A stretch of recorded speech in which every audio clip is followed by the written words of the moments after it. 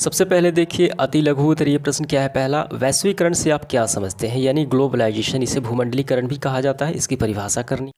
तो इसका आंसर देखिए, वैश्वीकरण का अभिप्राय है विश्व के सभी अर्थव्यवस्थाओं को एक दूसरे के साथ जोड़ना ही यह कहलाता है, वैश्वीकरण कहलाता है। ये खास तौर से दूर संचार के माध्यम से जब देश विदेश की अर्थव्यवस्थाएं आपस में जुड़ जाती हैं तो वैश्वीकरण कहलाता है, यानी ग्लोबलाइजेशन। दूसरा देखिए क्या प्रश्न है, एक बहुराष्ट्रीय निगम क्या है। देखिए बहुराष्ट्रीय निगम यानी MNC, मल्टीनेशनल कॉरपोरेशन। एक बहुराष्ट्रीय कंपनी या बहुराष्ट्रीय निगम वह है जिसका एक से अधिक देशों में वस्तुओं का उत्पादन पर नियंत्रण या स्वामित्व यानी मालिकाना हक होता है। ठीक है, इनकी क्रियाएं किसी एक देश में सीमित न होकर अनेक देशों में होती हैं। तो इसका क्या उदाहरण आपको समझ में आया। ऐसी कंपनी जिसका देश विदेश में चारों तरफ वो उसका सामान प्रोडक्ट बनाती है, बेचती है। जैसे देखिए ये सारी क्या है, बहुराष्ट्रीय कंपनियां हैं। ठीक है, यानी मल्टीनेशनल कॉरपोरेशन के तहत होंडा, पेप्सी, कोको कोला, ये सिर्फ भारत में ही नहीं बिकती, यानी पूरे विश्व में ये इनका व्यापार होता है। काफ़ी बिछा हुआ जाल होता है। ठीक है, समझ में आ गया आपको। तो यही आपको लिखना है और एग्जाम्पल भी लिख लेना है आपको। तीसरा देखिए क्या प्रश्न है, बहुराष्ट्रीय कंपनियां अन्य कंपनियों से किस प्रकार भिन्न है।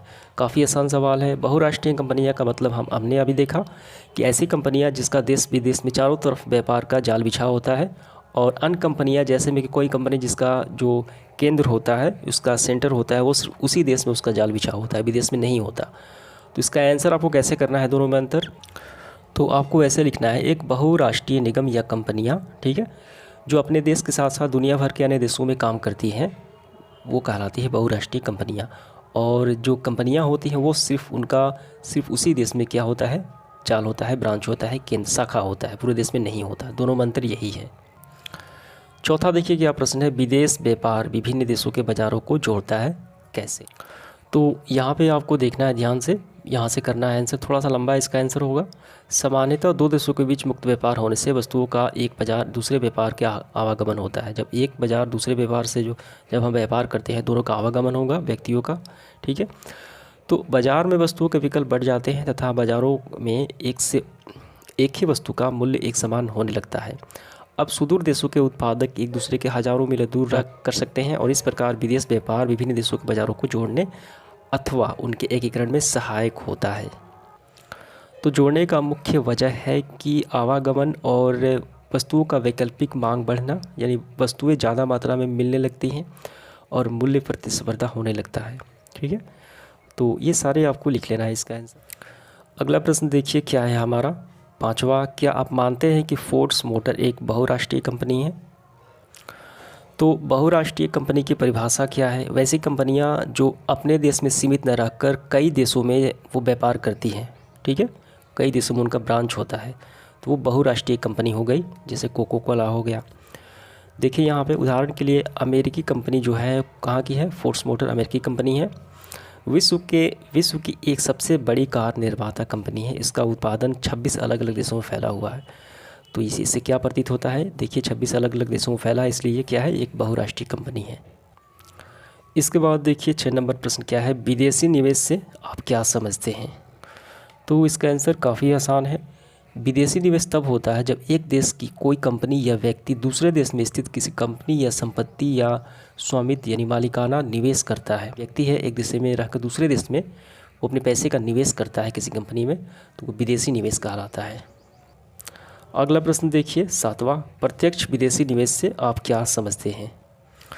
इसका आंसर देखिए, बहुराष्ट्रीय निगमों के निवेश का सबसे सामान्य तरीका अन्य देशों के स्थानीय कंपनियों को खरीदना और उसके पश्चात उत्पादन का विस्तार करना, इसे प्रत्यक्ष विदेशी निवेश की संज्ञा दी गई है, फॉरेन डायरेक्ट इन्वेस्टमेंट। अगला देखिए 8वां, प्रौद्योगिकी क्षेत्र में होने वाली प्रगति ने वैश्वीकरण को कैसे संभव बनाया।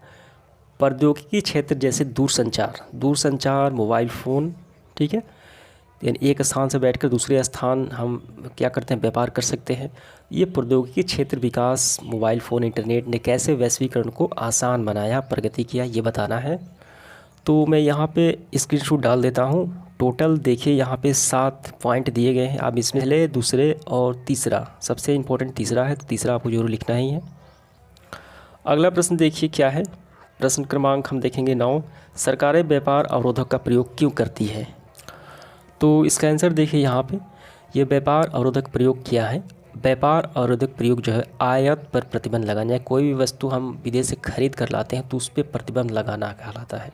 ठीक है, व्यापार अवरोधक का प्रयोग विदेश व्यापार को नियमित करने के लिए किया जाता है ताकि विदेश से आयात आवश्यकता के अनुसार ही किया जा सके। देखिए क्या है उदारीकरण से आप क्या समझते हैं, तो इसका आंसर काफ़ी आसान है, आपको ऐसे करना है आंसर।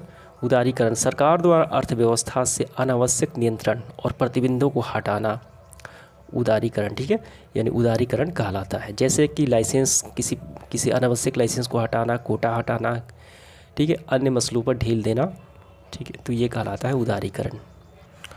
इसके बाद इस सेशन का आखिरी सवाल देखिए, विश्व व्यापार संगठन का मुख्य कार्य क्या है। तो आपको ऐसे करना है, विश्व व्यापार संगठन का मुख्य रूप से आर्थिक विकास एवं रोजगार सृजन को प्रोत्साहन करता है।